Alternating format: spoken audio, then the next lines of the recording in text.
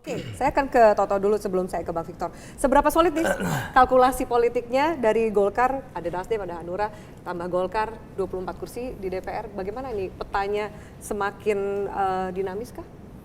Ya ring tinjunya semakin banyak gitu ya, ring tempat bertarung semakin banyak, tapi yang orang sering katakan Ahok yang jadi menang banyak begitu, dimanapun dia bertarung begitu, karena yang berbeda kan adalah bahwa masuknya Golkar membuat Ahok sekarang tidak lagi hanya memiliki satu pilihan, tapi jelas sudah memiliki plan E dan plan B, yang dua-duanya secara prasyarat di atas kertas.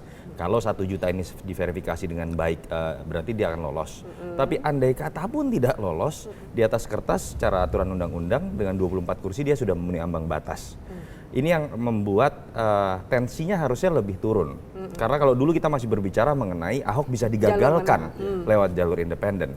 Itu yang menurut saya bisa dilihat. Walaupun ramalan dan spekulasi orang akan banyak. Kemungkinan pertama sekarang kan Ahok tetap maju jalur independen. Anda lihat Konsekuensinya adalah bagaimana sikap teman-teman partai. Nasdem dengan Hanura jelas sudah mengatakan itu terserah Ahok.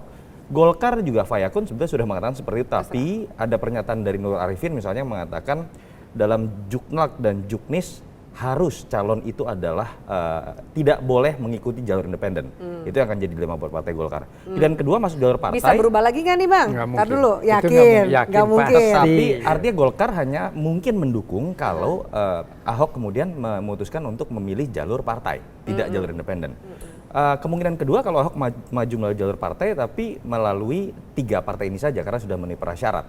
Pertanyaannya kemudian adalah siapa yang menjadi wakil? Apakah tetap sama dengan nama Heru atau kemudian ini malah menjadi ruang terbuka untuk partai-partai ini merasa bisa menempatkan wakilnya. Atau pilihan ketiga yang sebenarnya menjadi wacana dari dulu adalah ketika berbicara bagaimana peran dari partai terbesar di DKI, PDIP.